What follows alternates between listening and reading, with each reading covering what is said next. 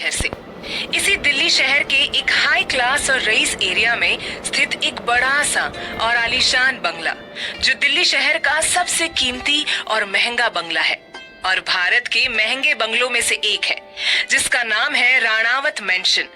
इसी बंगले में रहने वाले राणावत परिवार के बड़े बेटे मिस्टर प्रख्यात दिलवाले तो है, लेकिन सिर्फ अपने परिवार वालों के लिए, बाकियों के लिए तो जनाब आग का गोला है।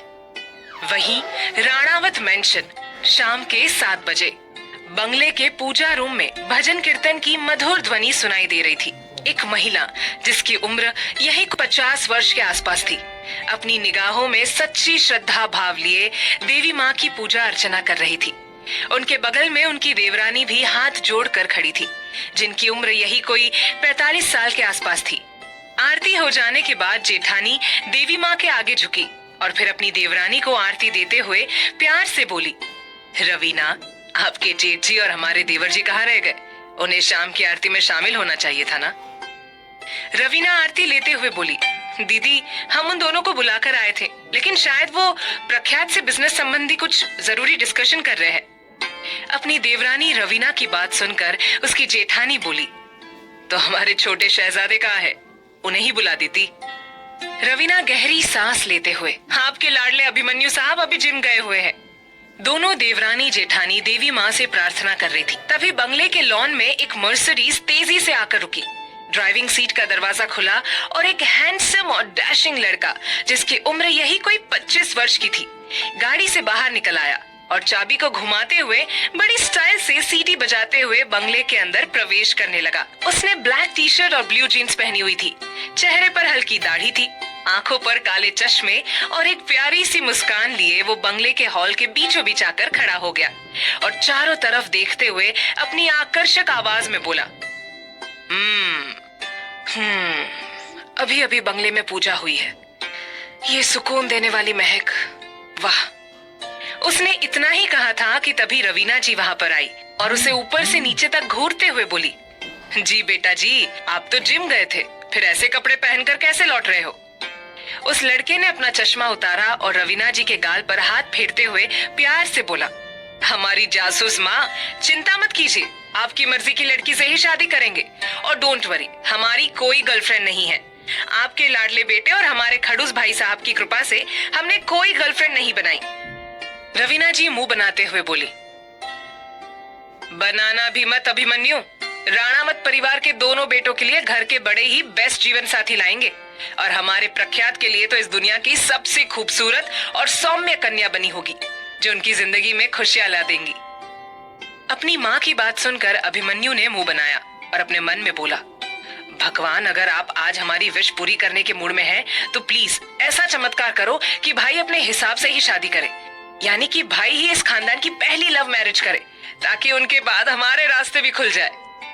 इतना कहकर वो मंद ही मंद मुस्कुराने लगा। तभी उसके कानों में एक प्यारी सी आवाज आई, आप आ गए बेटा। ये आवाज सुनकर अभिमन्यु की मुस्कान गहरी हो गई और उसने अपनी दाई तरफ देखा तो वहां पर बनारसी लाल रंग की हैंडवर्क की हुई साड़ी पहन शिप्रा जी मुस्कुराते हुए उसे देख रही थी। उन्हें देखते ही अभिमन्यु की खुशी का ठिकाना नहीं रहा। वो तुरंत शिप्रा जी के पास आया और उनके पैर छूकर आशीर्वाद लेते हुए बोला, बड़ी माँ, हम आ गए और बहुत जल्द आपके बड़े बेटे भी आने वाले हैं। अभिमन्यु के मुंह से ये बात सुनकर रवीना जी की खुशी का ठिकाना नहीं रहा। वो बहुत ज्यादा भावुक हो गई थी और इंतजार कर रही थी प्रख्यात के वापस आने का और उससे मिलने का। राणावत खानदान का गुरूर और गर्व है। खानदान का बड़ा बेटा है, राणावत परिवार का चिराग है, प्रख्यात राणावत है वो। रवीना जी अपने सगे बेटे से ज्यादा तो अपनी बड़ी बहन और अपनी जेठानी के बेटे से प्यार करती है और प्रख्यात भी अपनी चाची या मासी कह लो, उनसे बहुत प्यार करता है, उनकी बहुत इज्जत करता है, उनके लिए कुछ भी कर सकता है। हालांकि वो अपने परिवार के हर सदस्य के लिए कुछ भी कर सकता है। रवीना जी मन ही मन खुश हो रही थी और अपने प्रख्यात का बेसब्री से इंतजार कर रही थी। तभी उनके कानों में एक भारी आवाज आई, लगता है बड़े साहबजादे के आने की खबर इन सबको मिल गई है। इतना कहकर राणावत खानदान के मुखिया श्री गजेंद्र सिंह राणावत, प्रख्यात के पिताजी, अपने छोटे भाई श्री मान सिंह राणावत के साथ हॉल में आए। उनके आते ही अभिमन्यु ने अपने बड़े पापा और अपने पापा के पैर छूकर आशीर्वाद लेते हुए कहा, भाई कल सुबह 10 बजे तक पहुंच जाएंगे। अभिमन्यु की बात सुनकर गजेंद्र जी ने उसके कंधे पर हाथ रखा और बोले, इसका मतलब अब से आपकी आजादी खत्म और कंपनी में काम शुरू। ये सुनकर अभिमन्यु का मुंह उतर गया और ये देखकर वहां मौजूद सभी के चेहरे पर मुस्कान आ गई। कुछ देर बाद उन सभी ने मिलकर डिनर किया और फिर अपने अपने कमरे में चले गए। रवीना जी अपने रूम की खिड़की के पास खड़ी होकर आसमान में चमकते चांद को देख रही थी। तभी मानसिंह जी उनके पास आए और उन्हें पीछे से अपनी बाहों में भरकर उनके कंधे पर अपनी ठोड़ी रखते हुए बोले, आपके चांद कल आपके पास होंगे। रवीना जी मुस्कुराती हुई बोली, और जल्दी ही चांद की चांदनी भी आने वाली है। मानसिंह जी बोले, ये तो सच कहा आपने, हमें भी काव्या बहुत अच्छी लगती है हमारे प्रख्यात के लिए। काफी समझदार और मैच्योर कन्या है और सबसे बड़ी बात कि हमारे और भाई साहब के मित्र की बेटी है, तो कोई टेंशन ही नहीं। अब बस जल्दी से इन दोनों की सगाई हो जाए। ये सुनकर रवीना जी बोली, मान जी, न जाने क्यों लेकिन हमारा दिल नहीं मानता कि काव्या ही हमारे प्रख्यात के लिए बनी है। हम जानते हैं कि वो बहुत अच्छी और सुलझी हुई कन्या है और इस परिवार को अच्छे से संभाल भी सकती है, लेकिन काव्या प्रख्यात के लिए नहीं बनी है। और वैसे भी प्रख्यात भी उनसे कोई प्यार व्यार नहीं करते, उनके तो सामने भी कभी नहीं देखा हमारे बेटे ने। आप जानते हैं ना कि हमारा दिल कभी झूठ नहीं बोलता। तो बस याद रखना कि हमारे प्रख्यात की जिंदगी की रोशनी तो कोई और ही है, जो सबसे अलग होगी, जो करोड़ों में एक होगी, जो हमारे बेटे के दिल की रानी होगी। मानसिंह जी गहरी सांस लेते हुए बोले, पता नहीं वो कौन है और कहाँ है। रवीना जी, कहीं ना कहीं तो होगी और सच्चे दिल से इंतजार कर रही होगी अपने सैया जी का। दोनों पति पत्नी एक दूसरे के करीब होकर आसपास के वातावरण को महसूस कर रहे थे और आने वाले समय के बारे में सोच रहे थे। इधर अगले दिन मनाली, हिमाचल प्रदेश में सुबह के 5 बज रहे थे। अभी तक सूरज अच्छे से आसमान में खिला नहीं था, जिस वजह से अंधेरा अभी भी कायम था, लेकिन हल्की रोशनी के साथ। वही एक घर के छत पर एक छोटा सा कमरा बना हुआ था, जिसमें ज्यादा सुविधाएं तो नहीं थी, लेकिन बस एक बिस्तर बिछा हुआ था और दीवार पर एक प्यारी सी तस्वीर लगी थी। बिस्तर पर एक खूबसूरत सी लड़की लेटी हुई थी। तभी उसके मोबाइल में अलार्म बजने लगा, जिसकी आवाज से उसकी हिरनी जैसी आंखें तुरंत खुल गई। वो जमीन पर लगे बिस्तर से उठ गई और अपने लंबे घने और भूरे रंग के बालों का जोड़ा बनाते हुए रूम से बाहर निकलकर छत के किनारे खड़ी हो गई। हो गई एक और बुरे दिन की शुरुआत मेरे लिए। मुस्कुराते हुए अचानक ही उसकी आंखें भर आई और बोली, मम्मी पापा आप तो छोड़कर चले गए, कम से कम मुझे भी अपने साथ ले जाते तो ऐसी नर्क की जिंदगी नहीं देखनी पड़ती। खैर, मैं हिम्मत नहीं हारूंगी क्योंकि मुझे किसी से कोई उम्मीद नहीं है। मैं बस अपनी जिंदगी के दिन गिन रही हूँ, क्योंकि एक ना एक दिन मैं भी आप दोनों के पास आ जाऊंगी।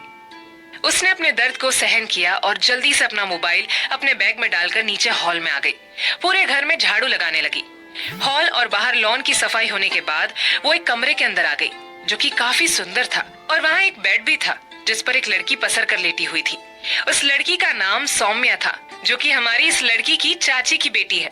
फिर उस लड़की ने सौम्या को देखा और अपना काम करने लगी, जिसकी आवाज से सौम्या की आंख खुली और वो गुस्से से बोली, श्रीनिका, तुम्हारी हिम्मत कैसे हुई मेरी नींद खराब करने की? सौम्या की आवाज सुनकर श्रीनिका ने मुड़कर देखा तो बेड पर सौम्या बैठी हुई गुस्से से उसे ही देख रही थी। सौम्या को देखकर श्रीनिका मीठी आवाज में बोली, माफ करना दीदी, चाची जी ने ही कहा था कि सुबह 6 बजे तक घर की सारी सफाई हो जानी चाहिए। सौम्या गुस्से से बोली, तो पहले चाची जी के कमरे में जाओ ना, यहाँ क्यों आई हो? खुद तो बढ़िया नींद लेकर आई है और अब मेरी नींद खराब कर रही है। पता नहीं कब तुम्हें इस घर से निकाला जाएगा। अब जल्दी से एक लड़का ढूंढना ही होगा तुम्हारे लिए। एक नंबर की बोझ हो तुम। ये सब सुनकर श्रीनिका उदास हो गई। उसने अपने आंसुओं को साफ किया और चुपचाप रूम से बाहर निकल गई। श्री अपना काम कर रही थी। तभी उसके कानों में एक महिला की गुस्सैल आवाज सुनाई दी। उसने मुड़कर देखा तो चाची जी गुस्से से उसे घूरते हुए बोली, लड़की, तूने अभी तक नाश्ता क्यों नहीं बनाया? तुझे पता है ना तेरे चाचा जी को स्टेशन जाना है। चाची जी को देखकर श्री ने अपनी नजरें झुका ली और डरते हुए बोली, वो मैं मासिक धर्म से गुजर रही हूँ। ये देखकर श्री की चाची यानी कि सोनल को बड़ा गुस्सा आया और वो बोली, अरे वाह लड़की, तुझे तो 3 दिन का मौका मिल गया आराम करने का और अपनी पढ़ाई करने का। अब 3 दिन तक मजे करेगी और सारी मेहनत मैं और मेरी नाजुक बेटी करेगी। कामचोर लड़की, जब देखो तब मासिक धर्म का बहाना बनाती है। आज तो तुझे एक्स्ट्रा काम करना होगा। और हाँ, तेरे लिए एक बढ़िया काम ढूंढा है जिससे तू घर से बाहर भी रहेगी और हमें पैसे भी लाकर देगी। श्री सवालिया नजरों से अपनी चाची जी को देखने लगी तो वो बोली, हमारा मनाली शहर पूरे भारत में कितना फेमस है ये तो हम सब जानते ही है। अभी एक नया 7 स्टार आलीशान होटल खुला है जिसमें बहुत सारे वेटर और वेट्रेस की जरूरत है, तो मैंने तेरा नाम वहाँ दे दिया है। तू वहाँ जाकर काम कर, बहुत सारे पैसे मिलेंगे क्योंकि उन लोगों को बहुत जरूरत है। ज्यादा कुछ नहीं, बस वेट्रेस का काम करना है। शाम तक घर लौट आना है, ठीक है? चल अब बाजार से मेरे लिए गर्मा गर्म समोसे लेकर आ। सोनल वहाँ से चली गई और श्री टेंशन में आ गई और बोली, भोले बाबा, मैं सारा काम करने के लिए तैयार हूँ, लेकिन मैं अपनी इज्जत खतरे में नहीं डाल सकती और एक होटल में काम नहीं कर सकती, बिल्कुल भी नहीं। न जाने वहाँ किस तरह के लोग होंगे, कैसी कैसी उनकी नजरें होंगी, मेरा क्या होगा। इधर दिल्ली शहर के एक बड़े से मैदान में 4-5 गाड़ियां लाइन से खड़ी हुई थी। उनके पास कई गार्ड्स सिर झुकाकर खड़े हुए थे और सबसे आगे वाली मर्सिडीज के पास अभिमन्यु खड़ा मुस्कुरा रहा था और उसके बगल में मिस्टर श्लोक मेहता खड़े थे, जो कि राणावत परिवार के फैमिली फ्रेंड है और इनके दिल की तमन्ना है कि इनकी इकलौती बेटी काव्या की शादी राणावत परिवार के बड़े बेटे के साथ हो। श्लोक मेहता के पास एक लड़की भी खड़ी थी जिसके चेहरे की लालिमा बढ़ी हुई थी।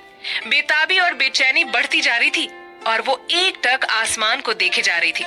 तभी हेलीकॉप्टर में से एक बेहद आकर्षक और शानदार व्यक्तित्व वाला धनी पुरुष बड़ी स्टाइल, एटीट्यूड और शान से बाहर निकला। उफ, उस बंदे का क्या ही कहना, इतना हॉट और हैंडसम लग रहा था जिसकी कोई सीमा ही नहीं थी। उसने ब्लैक ओवरकोट पहना हुआ था विद ब्लैक जीन्स, चेहरे पर काला चश्मा और शेप में दाढ़ी, वो भी काली और घनी। लंबाई तो जनाब की 6 फुट 4 इंच है, यानी कि बहुत लंबे चौड़े दबंग मर्द है। चेहरे पर एक अलग ही चमक और राजपूती शान नजर आ रही थी। गुरूर और रौब की कोई सीमा नहीं थी। हेलीकॉप्टर से बाहर आते ही उन्होंने अपनी कलाई को बेहद आकर्षक तरीके से मोड़ दिया। वो गुरूर और रौब से भरपूर मर्द अपनी शान और शौकत से आगे बढ़ता जा रहा था और उसे देखकर अभिमन्यु की खुशी बढ़ती जा रही थी। और उसके बगल में खड़े मिस्टर मेहता अपनी बेटी के चेहरे के नूर को देखकर गर्व और गुरूर से बोले, आ ही गए मिस्टर प्रख्यात राणावत। क्या प्रख्यात कभी शादी करेगा काव्या से, या उसकी जिंदगी जुड़ी है किसी और के साथ? आखिर क्यों रवीना जी काव्या को लेकर शंकित है? आखिर श्रीनिका को कब तक सहने पड़ेंगे उस घर के सितम? क्या सच में उसे करनी पड़ेगी होटल में नौकरी? क्या श्रीनिका और प्रख्यात का होगा आमना सामना? जानने के लिए सुनिए अगला एपिसोड सिर्फ प्रतिलिपि FM पर। छुए तो उस जुनूनी इंसान ने अभिमन्यु के सिर पर हाथ रखा और अपनी भारी मर्दाना आवाज में बोला, यशस्वी भव।